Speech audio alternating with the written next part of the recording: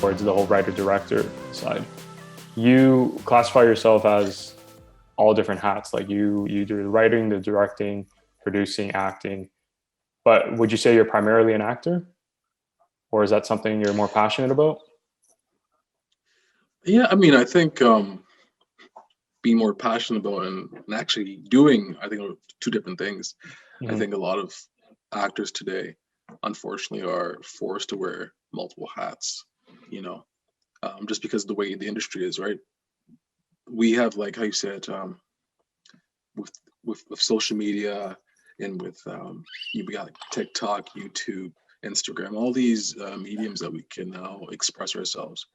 And so what that means is that like if people can gain followers pretty easily now and a Right. following and a fan base, you are now at the mercy of like kind of starting your own thing, and getting noticed that way.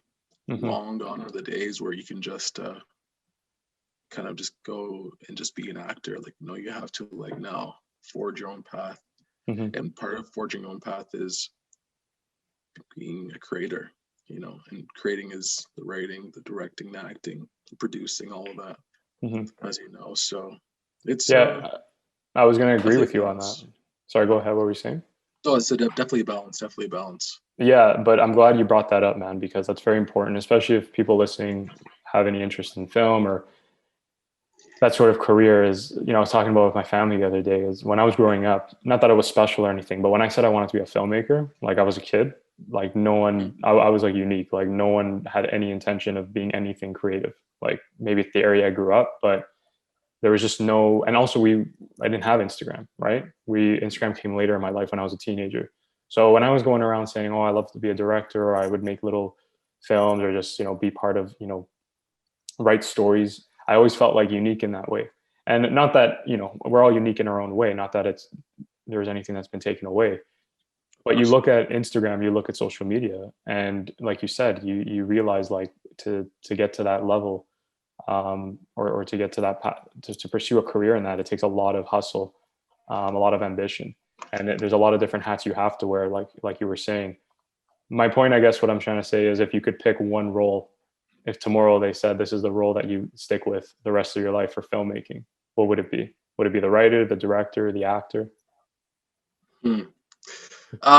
Man, you know what? I would honestly just say I'm a storyteller. If I had to be very honest with you, That's good, I know man. it. I know it's not necessarily like within the confines of what you gave me, but Hmm. definitely I think that would be the storyteller. I think that's pretty much what I'd say. I like that, because I probably can, I resonate with that a lot. And I have a Mm, lot of friends too that they start off as acting, but they wear all hats, and it's because they enjoy filmmaking, they enjoy the process, they enjoy telling stories at the end of the day. And mm, I believe, the best actors too, directors say this all the time, are the ones that understand how a story is constructed, how it's executed, right? It's not just they show up for the lines and they repeat them and then they go home, right? They actually are involved in the exactly. process, like Leonardo DiCaprio, right? The reason why Scorsese loves working with him is because even Alejandro Inarritu, he says he's amazing at, he's always asking questions. He's always saying, can we Mhm. set it up like this? And like throwing in ad lib remarks, because they understand the story. They understand what the audience wants out of a scene, or, what drives a character, what motivates them. And that's what gives the person adversity, right? I mean, I adversity, agree. that, right? Yeah, like able to handle different things on set. I think it's very important that you know artists of today are able to have a general knowledge of all different positions because I think that gives you a bit of awareness and more of an understanding of like, okay, I think as if you're an actor and you understand how the director thinks, then you're gonna that's gonna tailor to your how you work. Yeah. Maybe what I mean, you understand how you're playing to the camera, how the camera's capturing you. So I think it's like pretty important. So Yeah, it's all a cycle, really. Everything's interconnected, I believe. It's not like you can do one thing and it's independent from everything else. The way a film set works, as you should know, right, is you can't be doing anything. You can't abandon your other colleagues. You have to work alongside each other. And the movies that we see that are done poorly, is it because they're pulled apart or they're revisited? mm, Something I'll be discussing with you later is the DC universe, right? We've seen that with Justice League, the last Justice League, right? that's exactly what happened, is that there's too many moving parts, there's too many people coming in and out, and there's not one kind of vision, like unison. And the reason why we have this remake, right, or I should say a re-edit, is because of how poorly it done.